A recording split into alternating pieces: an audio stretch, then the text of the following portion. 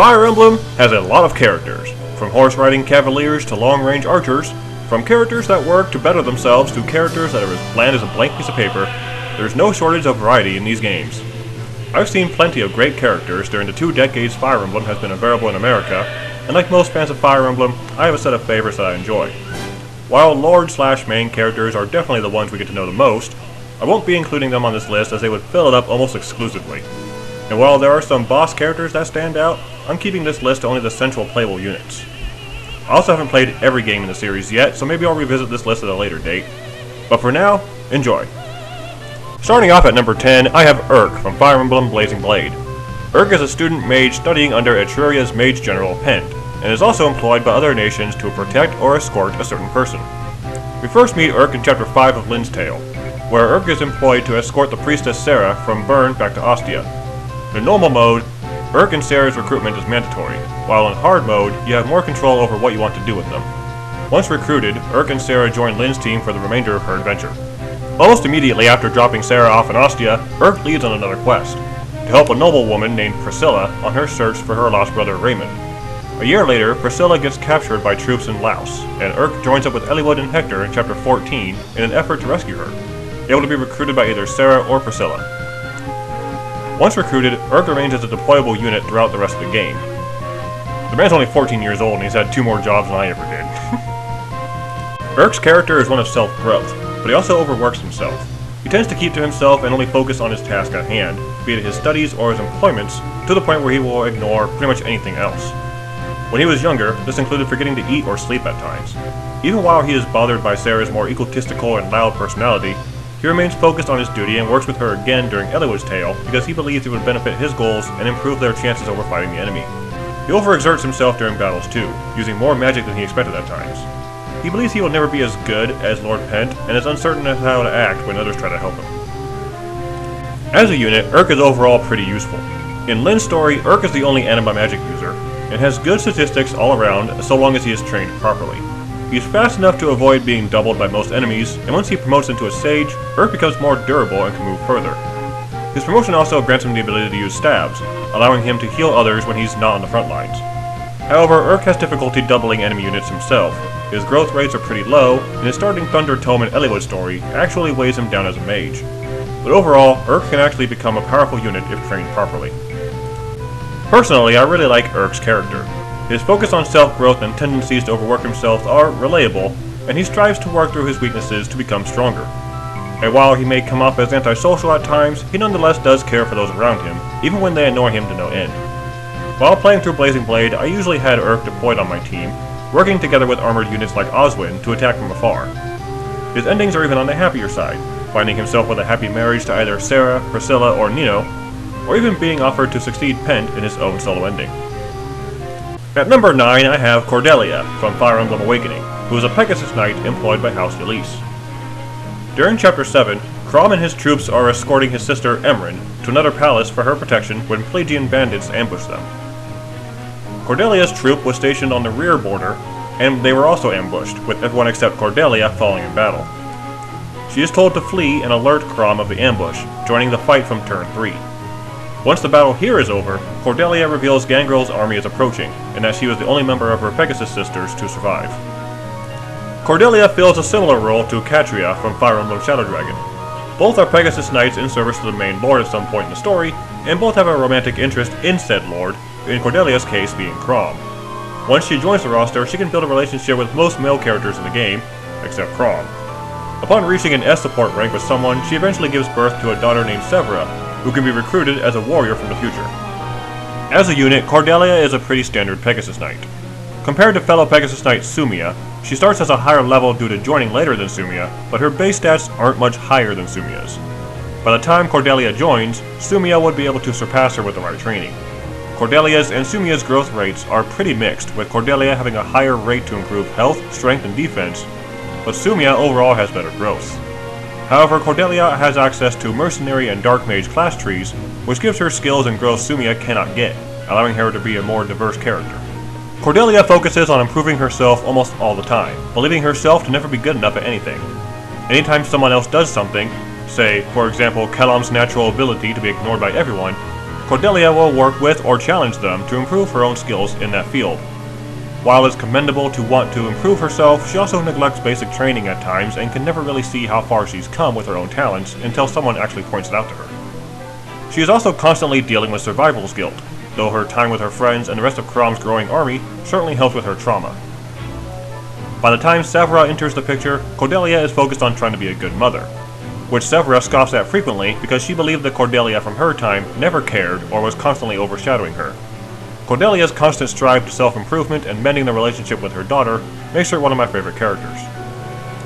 For number 8, I have a character I haven't spent too much time with, but he quickly shot up to being one of my favorites the more I got to know him. Fire Emblem Three Houses gives you almost the entire roster of characters at once from the start of the game, but who you can choose to deploy depends on what house you join. For my first run of the game, I chose the Black Eagles, which gave me characters like Petra, Linhardt, and, the focus of this spot, Ferdinand von Eyre.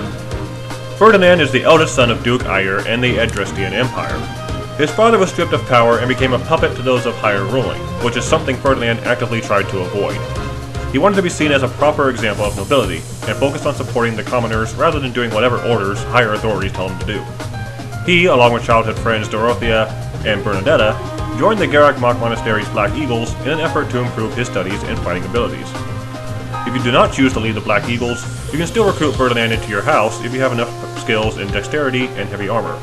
Otherwise, Ferdinand will fall in the battle against you later on in the game. As a unit, Ferdinand is very strong, capable of standing on the front lines. He has experience with swords, lances, and axes, and has no real physical weaknesses. His growth rates are pretty average, but he can work well in just about any physically oriented class you put him in. Magic-wise, he's not all that great, but when paired with another character like Dorothea, the two of them can cover each other's weaknesses. Overall, Ferdinand is a very flexible character. I really like Ferdinand's character more than any else I've seen so far from Three Houses. To want to distance yourself from oppression and be a figure of inspiration is something we should all strive for. I have yet to finish my playthrough of the game, which may happen soon, so maybe I could have put Ferdinand and other Three Houses characters higher up on the list. But for now, Ferdinand quickly became my favorite character in the game, and that favoritism may grow for him and other characters as I play more. At number 7, I have another character from Fire Emblem Awakening, and it's someone I didn't expect to like as much as I did. Tharja is a Pelagian Dark Mage encountered in Chapter 9, during the conflict between Emeren's execution. She has no real interest in the war between Plagia and Ylisse, or at least Plagia's side of it, so she instead sides with Crom's army as she feels they have a more worthwhile cause. She starts off as an enemy unit, but if Crom walks up close by, or if Crom talks to her personally, she'll join your side. At a glance, Tharja appears to be a very bleak person. Aside from a creepy stare and barely concealing outfit, she also takes an unhealthy interest in Robin, who is the player insert character. So unhealthy to the point where she will actively follow them around, noting their eating habits, sleep movements, and books they read. This interest is exclusive to the player character. She has no real interest in engaging with anyone else and will even actively talk about Robin to other characters. And as mentioned, she is a Dark Mage, meaning she uses rather unorthodox magical abilities. The overall presence of Tharja's character made me want to ignore her for the longest time, and I even missed recruiting her future daughter Noiri on my first playthrough because I never paired Tharja up with anyone. But the more I used Tharja in later playthroughs, the more I realized I had the wrong idea of her character. While yes, she does have creepy stalker habits toward Robin, and tends to curse people, she's not completely uncaring. After a few odd encounters, she'll actually take care of Robin when they collapse from a fever. When Frederick becomes wounded, she tends to his injury. She helps Kalam get in touch with his brother, and even gives Kalam a good luck charm for his new nephew. She works with Long Q to overcome his fear of woman. She helps Gregor contact his brother from the dead, and comes to terms with his death, and more. Sure, Tharja may give off abusive parent vibes for the number of times she's cursed her own daughter, but she does care for Noiri too. As a unit, Tharja is pretty decent all around. Her growths are pretty average, and she doesn't have that much skill and physical abilities, but her already high defense, coupled with the option to reclass into a defensive knight, allows her to make up for any shortcomings. Compared to other Dark Mage Henry, who is encountered later in the game, Tharja has better magical growth rates when in her Dark Mage class than he does.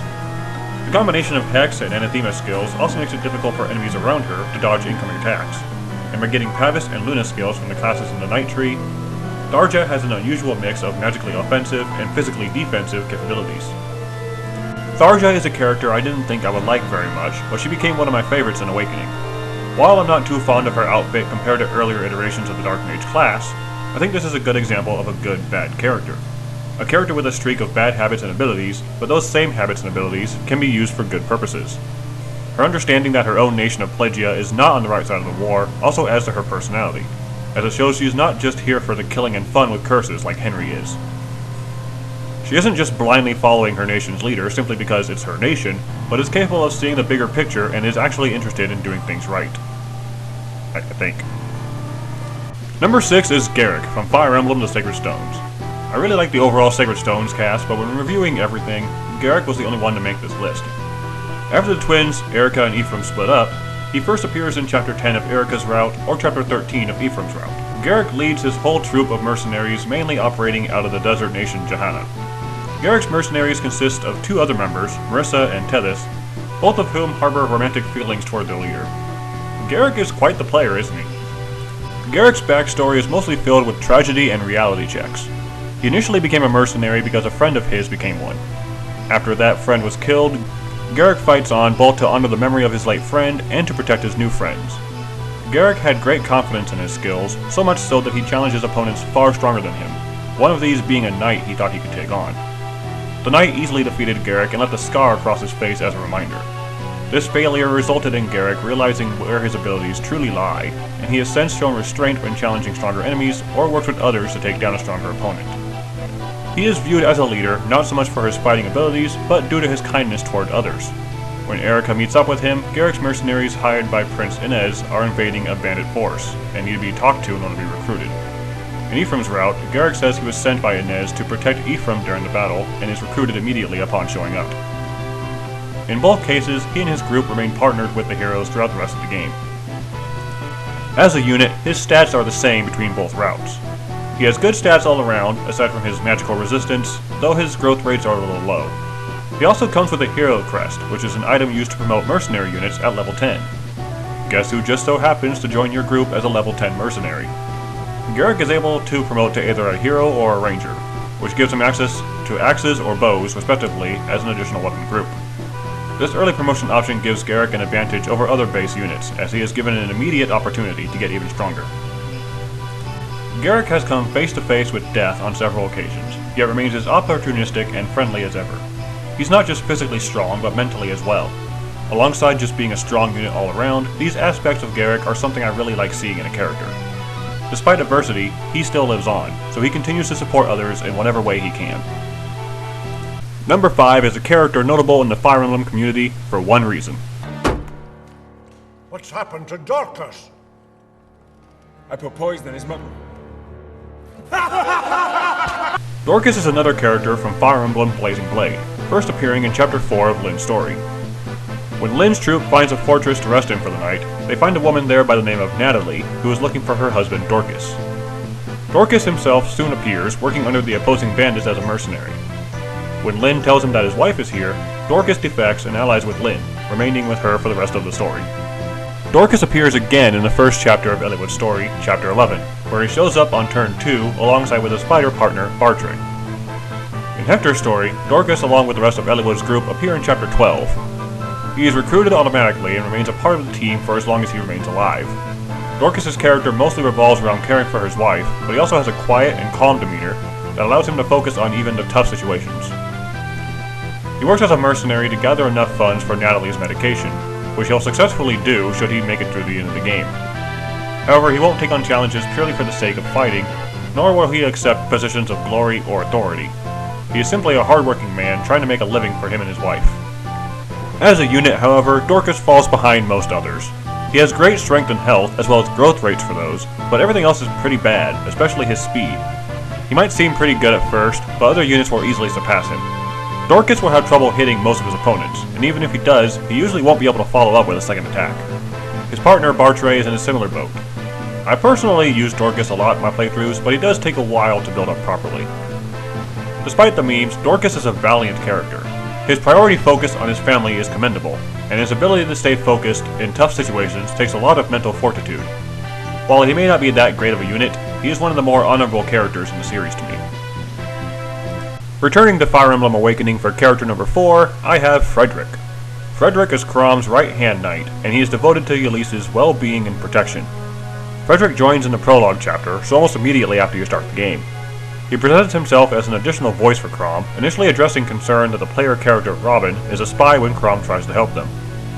Frederick does warm up to Robin over time and continues to be a trusted and respected member of Chrom's Shepherds.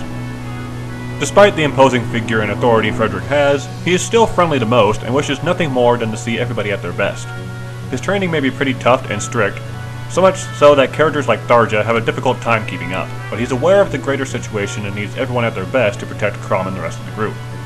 But he's not as stern as he appears to be and frequently jokes around with other characters, even making sarcastic quips at times. Frederick is a physically and mentally fortified character, except for when it comes to bear meat. He's not too fond of that. As a unit, Frederick fills the Jagan archetype role of being the main lord's protective paladin. From the get-go, he's a physically strong unit, capable of taking down just about any enemy with ease. While you have to be careful not to let him steal all the experience points, he is able to rescue and support any unit that needs it. However, he doesn't grow very easily due to most other enemies being a lower level than him, which means he might be easily overtaken later on in the game. His -2 speed modifier doesn't help him much either. Most of his skills from his class trees are also defensive in nature, which is useful, but with only a small handful of offensive skills, any child he has may have a hard time growing. In my playthroughs, Frederick has been a frequent companion in my army, only stepping in when I need him to.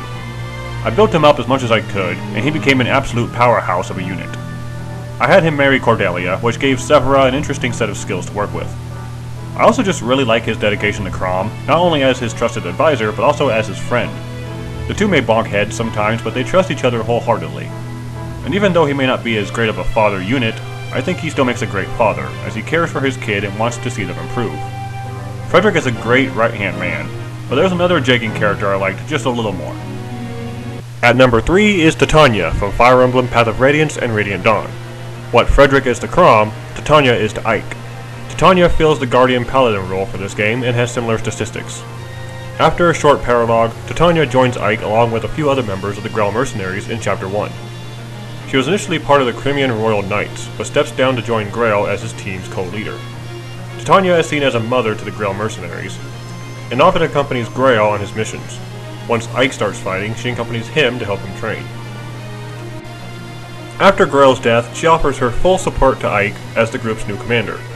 While she fully supports Ike, she mourns for Grell's death in her base and support conversations. Since she's been with Grell for a long time, Titania develops feelings for him, but never felt like there was the right time to tell him.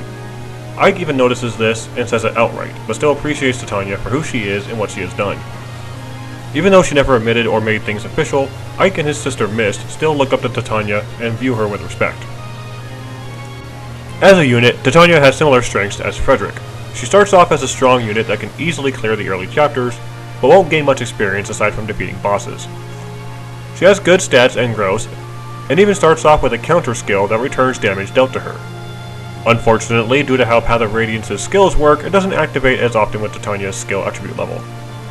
Titania starts as an already fully promoted class in Path of Radiance, but she can promote further in Radiant Dawn, allowing her to use swords. The limited chapters in both games also restrict the amount of time units have to level up, which hurts Titania further as she has no extra opportunities to grow. Overall, Titania is an enjoyable character for me. Not only is she just a physically strong fighter, her compassion for her allies, especially after Grell's death, puts her in a different light than with Frederick. While characters like Jagan, Seth, and Frederick have a relationship with their lords more akin to guardians, Titania has a more personal relationship with Ike and Mist. Also, I just really like red. Number 2 is another character from the Radiance duology, Soren, first joining in Chapter 4 of Path of Radiance. Soren serves as the Grell Mercenaries' tactician, coming up with strategies for upcoming battles and managing resources. He's a very blunt and oftentimes cold character who is not afraid to call out people on their personal problems, but he's also very loyal to those that he trusts. This distant behavior doesn't just come from him deciding to be a jerk one day, it comes from being horribly mistreated by everyone around him, including his own father. Soren is the offspring of the Bjork, as in human, Ashnard, and the Laguz, as an animal person, Almeida. Soren being born as half Bjork, half Laguz, makes him what is commonly known as the Branded, due to the mark on his forehead. As if that wasn't bad enough, Ashnard effectively renounced any relation he had with Soren, cast Almeida away, and prevented her from seeing her son, making Soren grow up with no parents. And as if that wasn't bad enough, Soren was never able to fit in anywhere, as any Bjork and Laguz treated him like dirt. except for one man by the name of Ike. Ike took Soren in, gave him food and shelter, and soon Soren was welcomed into a group feeling love and compassion that he had never felt from anyone before. As a unit, Soren is similar to Urk in terms of statistics. He has powerful magic and grows pretty quickly, but has trouble with his speed and movement. However, the Adept skill he starts with has a chance of letting him perform an immediate second attack when activated. As he joins pretty early and remains a unit throughout the rest of the game, he has plenty of opportunities to grow. Once he promotes to a Sage and gains access to stabs, yes, only stabs, no one uses the knives, will have a very strong healing ability too. I think the only real downside Soren has, aside from his physical defense, is his supportive characters, of which he only has 2. Ike, and another branded character, Stefan. Because of this, Soren doesn't get a lot of support other characters would, and even then, Stefan improves Soren's accuracy, but Soren doesn't really have much issue hitting his targets anyway. A character that is taken from his parents and grows up surrounded by racism, just to be taken into a group that recognizes his talents and respects him like anyone else, not to mention being a powerful magic user in battles, makes Soren an impressive character all around. He distances himself from other Bjork and blatantly insults other Lagoos just because of how he grew up around them, but these traits slowly fade away over the course of the games with the help of Ike and the rest of the Grell mercenaries. There's a reason why Soren is pretty well liked in the Fire Emblem community, and it's not just because, haha, funny blunt man is funny. His story is tragic and filled with growth, showing that even in the harshest of situations, there's always someone willing to help and a place to go. Finally, we reach number 1. There may be plenty of enjoyable characters throughout the Fire Emblem franchise, but once I met this one, he has remained at my number 1 spot with no competition. My favorite non-Lord Fire Emblem character is Owain from Fire Emblem Awakening. Owain is Lisa's son, having traveled back in time with his cousin Lucina to prevent their parents' death and Krima taking over the world. Owain shows up in Paralog 5, which becomes available after Chapter 14, and only if Lisa has reached an S support with someone. Bandits are attacking the town looking for treasure, and Owain steps in to kind of save the day. Once Owain is talked to by either Chrom or Lisa, he joins the Shepherds. As Owain is Lisa's son, that makes him a Prince of Ylisse. I don't think that's cheating for this list. Owain may be royalty like Chrom, but he's not a main character in any way. Whatever. Owain's key characteristic is he uses theatrhythm in his speech and attacks, frequently shouting out the names of other Fire Emblem games or his own creations as he goes on the offensive. However, he claims to have a sword hand, as he calls it, which seems to have a mind of its own. On many occasions, Owain's sword hand will just deny doing anything, making Owain look like a clumsy fool in the middle of battle. Fortunately, this only happens in conversations and doesn't impact gameplay in any way, and in actuality, it's all just for show. As a unit, Owain starts off in the Myrmidon class, but all of his stats vary depending on who his father is. He starts off with Avoid +10 and Vantage, which are useful skills, as well as one inherited skill from both Lisa and his father. Like with other children characters, how Owain grows depends entirely on his lineage and your playstyle. Fire Emblem Awakening has plenty of great characters, but Owain stood out to me the most. 2012 and 2013 were difficult years for me, and while I enjoy most Fire Emblem characters, there weren't any that I could relate to very easily, or at least not at first. But then this dorky kid Owain shows up and starts shouting references and toying with his enemies, while also treating his friends and family with respect, and gets along well with others. He acts similarly to Kid Icarus Uprising's iteration of Pit, which is another one of my favorite games from this period, so seeing a character like this in a game like Fire Emblem was a welcome surprise to me. I love these dorky characters, and I relate to them pretty easily, because I'm a dork too. What made Owain even more impactful for me was I married Lisa in my first playthrough by complete accident, and then this nut job shows up and says he's my son, and I thought that was really cool. In reality, I want my kids one day to grow up and not be afraid of who they are, even if that means being as weird as you possibly can, like Owain and his sister in my playthrough, Morgan. In subsequent playthroughs of Awakening, I always married Lisa just so I could have Owain as my son. Does that make me a terrible person?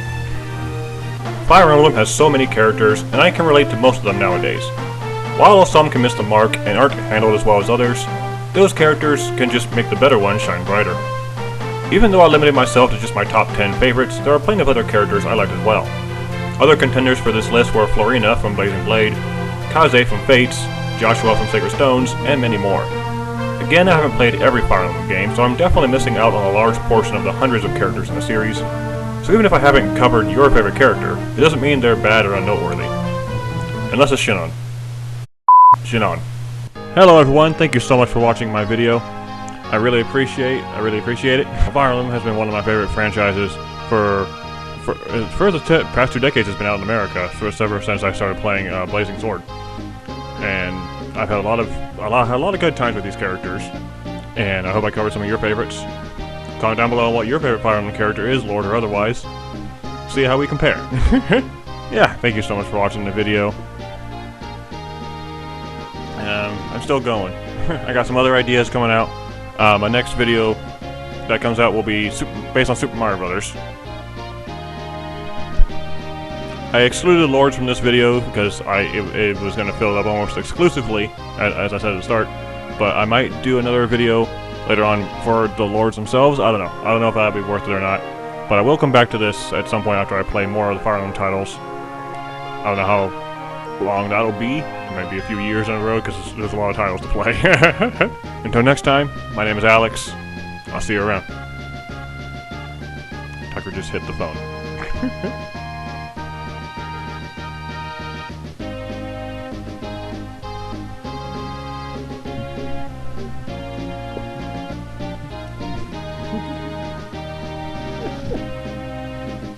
What's your favorite character? Who do you like?